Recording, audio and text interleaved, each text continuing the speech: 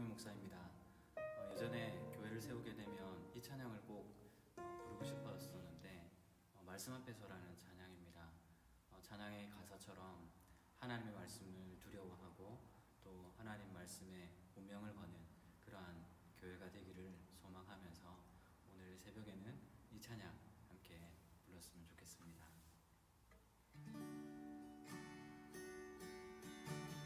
말씀 앞에서 경외함으로 주께 홀로 섭니다. 생명의 말씀 읽고 순종해 주를 예배합니다. 기록된 말씀 힘이 있어서 진리로 우리 거룩해 하며 거룩한 말씀 세세 영원히 복음이 되어 말씀하시네. 하나님 말씀에 두려워 떠는 자 그 말씀에 생명을 얻은 자 한 사람 찾으시는 주님의 약속을 믿어. 하나님 말씀에 운명을 거는 자 순종하며 주 따라가는 자 영원한 하나님 나라 이뤄갈 주의 교회여 일어나라. 주 말씀은 우리를 구원에 이르는 지혜이니 목숨과 내 뜻 다해 그 말씀에 복종하라. 하나님 말씀에 두려워 떠는 자 그 말씀에 생명을 거는 자 한 사람 찾으시는 주님의 약속을 믿어.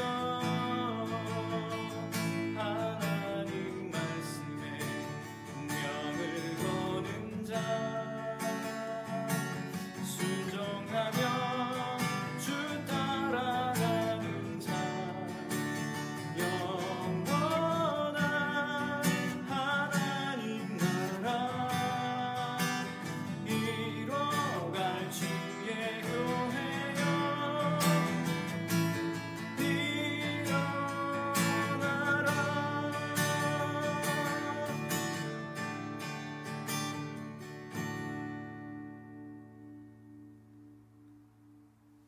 이 찬양의 가사처럼 주의 말씀에 두려워 떨고 또 하나님 말씀에 운명을 거는 그러한 성도님들이 되시기를 바랍니다.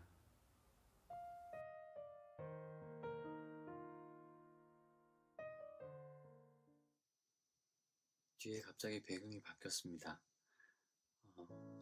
설교 영상을 다 찍었는데 영상이 갑자기 날아가가지고 집에서 다시 찍게 됐습니다. 영상 작업을 하다 보면 이런 일은 흔한 일이기 때문에 저는 전혀 당황하지 않습니다. 그래서 오늘은 집에서 뒤에 보시면 우리 예은이 어릴 때 사진인데 집에서 다시 설교 영상을 찍어서 보내도록 하겠습니다.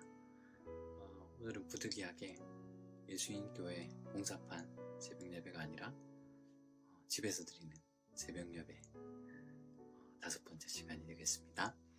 갈라디아서 1장 7절에서 8절 말씀 같이 한번 읽어보겠습니다.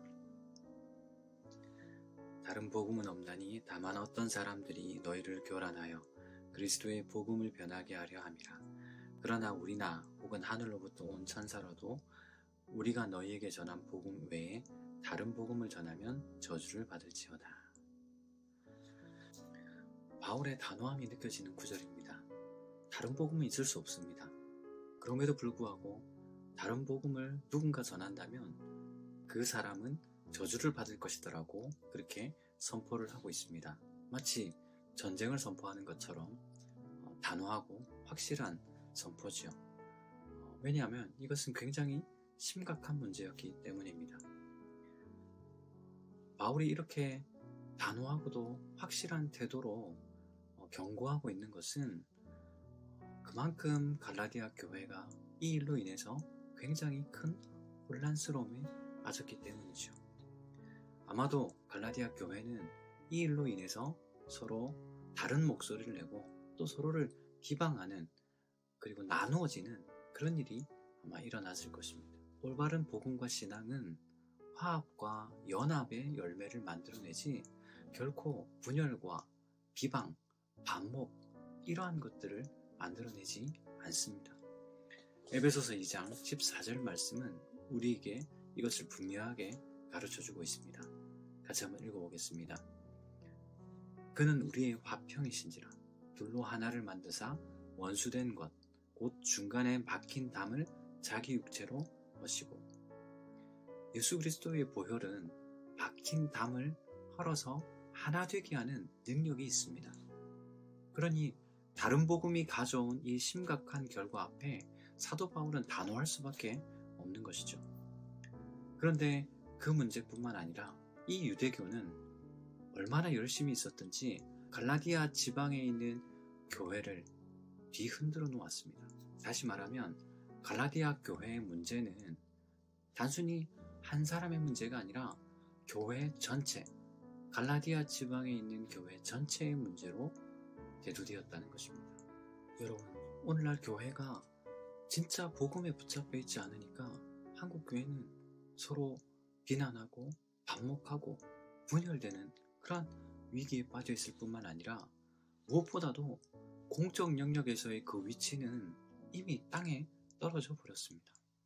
복음은 뒷전으로 하고 교회 안에서조차 정치적으로 분열하고 서로 비방하는 그런 어리석은 일들이 일어나고 있는 것입니다. 더욱이 오늘날처럼 한국 사회가 위기에 빠져 있는데 한국 교회가 사회에 유익이 되기보다는 사회 악이라는 평가가 훨씬 많다는 것이죠. 요즘은 신문 기사에 실린 내용 중에 교회라는 이름만 나와도 가슴이 덜컹거리고 댓글을 보기가 무서운 지경에 이르렀습니다. 코로나19 이후에 교회의 신뢰도는 20% 이하까지 떨어졌습니다. 다시 말하면 더 이상 한국 사회가 교회를 신뢰하지도 않고 인정하지도 않는다는 말이죠. 코로나19 시대가 역사의 기록이 될 텐데 과연 한국 교회는 이때에 어떤 영향력을 미쳤다고 그렇게 기록될까요? 그동안의 역사를 돌아보면 한국 사회 안에 교회가 끼친 영향력은 지대한 것이었습니다. 의료, 문화, 교육, 모든 분야에서 한국 교회가 한국 사회에 미친 영향력이라는 것은 이루 말할 수 없는 것이었고 믿지 않는 사람들조차도 한국 교회가 이 사회에 선한 영향력을 미쳤다고 그렇게 알고 있습니다. 코로나19를 대하는 교회의 시각도 제각각입니다. 어떤 교회는 이 코로나19로 한국 교회에 핍박이 그리고 예배의 방해가 일어난다라고 생각하는 그런 교회가 있는가 하면 또 어떤 교회들은 혹여나 코로나19로 인해서 지역 사회와 지역 주민들이 위협을 받을까 노심초사하면서 조심스럽게 비대면 예배를 이어가고 있습니다. 사랑하는 성도 여러분, 다른 복음이 극심하게 판을 치고 있고 또 예수 그리스도의 그 십자가의 복음을 왜곡시키는 세력이 있었을 때 교회는 분열되고 또 극심한 혼란 가운데 빠져버렸습니다. 복음은 하나인데 왜 이렇게 흔들리고 혼란스러움에 빠지게 되는 것입니까? 복음은 우리에게 하나됨을 주었는데 왜 한국교회는 반목과 서로 분열하는 지경에 이르렀습니까? 그것은 만몬주의에 물든 복음, 정치적인 이념에 물든 복음, 개교회의 중심주의에 물든 복음 때문입니다. 오늘날 현대 교회의 다른 복음이라는 것은 바로 이런 것들을 이야기하는 것이죠. 내 자리를 찾으려고 하는 세상과 다를 바 없는 그런 교회의 세속화를 막지 않는다면 이제 한국 사회 내에서 교회가 설 자리는 없을 것입니다.